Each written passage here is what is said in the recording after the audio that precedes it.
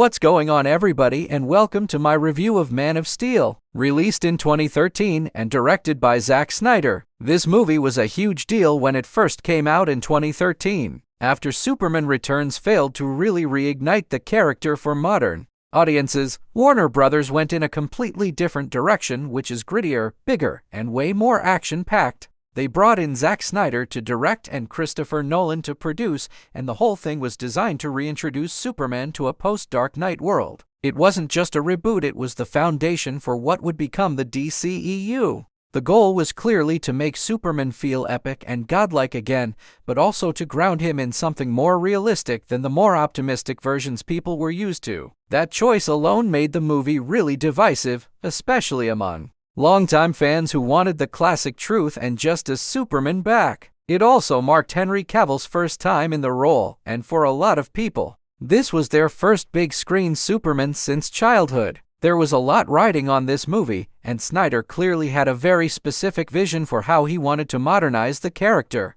I'll be honest, it took me a while to really appreciate Man of Steel. When I first saw it, I hated it. It just didn't click for me. The tone felt way too dark for a Superman story, the pacing was weird, and I couldn't wrap my head around the choices it made. It felt more like a movie about an alien invasion than a hopeful Superman origin. But then, after a few years and a couple more viewings, I started to understand what Snyder was trying to do. I didn't have to agree with every choice, but I could see the craftsmanship in the film. The story started to resonate more, and I appreciated how it wasn't afraid to take risks with such an iconic character. I still don't love everything about it, but there's definitely a lot more here than I initially gave it credit for. In a way, it's the kind of movie that grows on you if you go in with the mindset that it's a reimagining and not a one-to-one translation of comic book Superman. I've warmed up to it a lot since that first watch, and while I don't think it's perfect, I get why so many people are passionate about it now.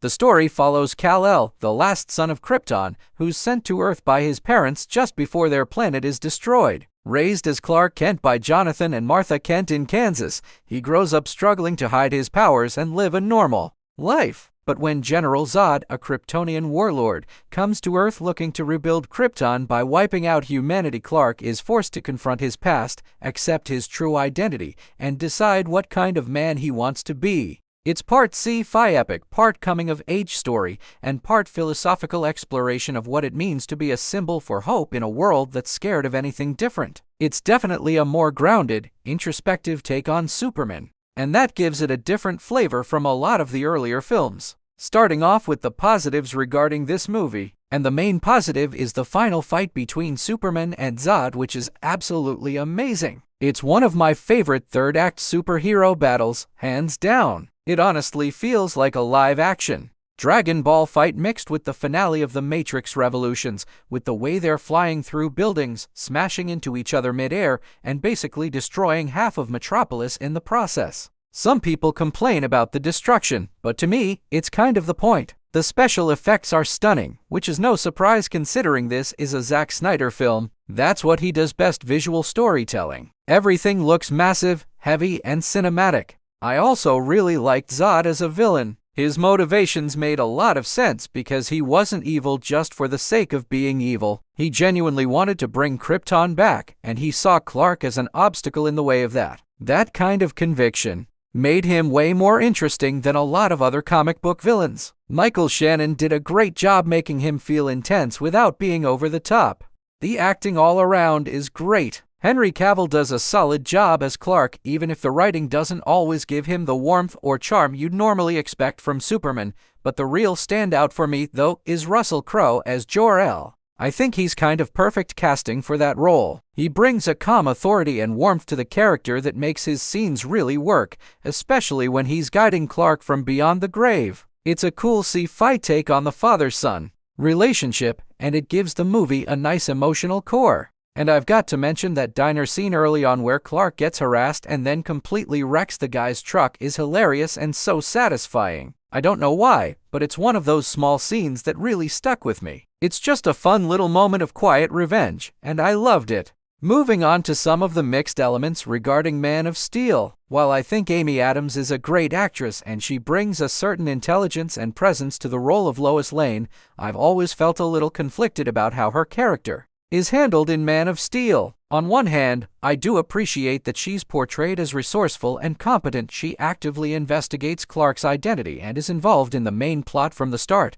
which is refreshing compared to older versions of Lois who often had to be rescued constantly. But at the same time, her relationship with Clark feels a bit rushed and underdeveloped. There isn't much chemistry built between them before they're suddenly hugging each other in the middle of a destroyed city. It just doesn't feel fully earned. I like that she's more involved in the action, but I wish her emotional connection to Superman had more time to breathe because it could have made their bond a lot more compelling. Now, moving on to the negatives. There are many things in this movie that just don't sit right with me even after warming up to it. The tornado scene where Jonathan Kent dies has always bothered me. I get what they were trying to do, which is making Jonathan dies to show Clark that he can't save everyone, and it's meant to reinforce the idea of restraint and fear of discovery. But the way it's executed just doesn't work. It's so avoidable. He could have just run away or let Clark save the dog and made it back in time. It felt like the script forcing a death to happen instead of it feeling natural. It's one of those plot holes that really breaks immersion for me.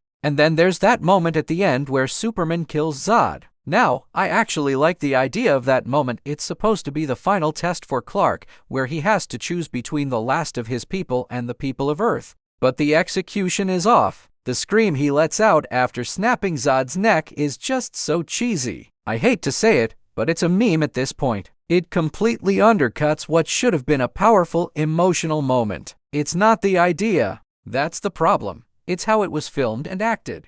My biggest issue with Man of Steel, though, is how they choose to portray Superman. I've always loved Superman as this bright, optimistic symbol of hope, the guy who saves people with a smile and inspires everyone around him. In this movie, though, he's brooding, conflicted, and kind of distant. He doesn't really feel like Superman to me, at least not the version I grew up with. I totally get that Snyder was going for something different, and some people really love this version of the character, but it's just not my personal preference. I miss the warmth and kindness that Superman is supposed to embody. Here, he feels more like a lonely alien trying to figure things out, and while that's an interesting direction, it doesn't quite hit the tone I want from a Superman story. So overall, I enjoy Man of Steel. It's a movie I used to absolutely despise, and if I had reviewed it back when I first watched it, I would have gone way harder on it. But time and rewatching it with fresh eyes has helped me appreciate what it was trying to do. It's still not perfect. It has some major flaws, especially with the execution of some aspects and how it handles certain characters.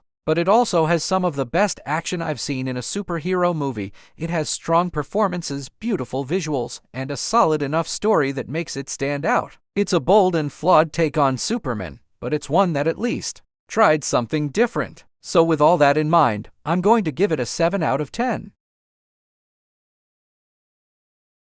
So, what do you guys think of this movie? Do you love it, think it's just okay, or maybe even dislike it? I'd love to hear your thoughts, so feel free to comment below. Please like, subscribe, and share this video. I really appreciate your support. Thanks so much for watching, and I'll see you guys on the next one.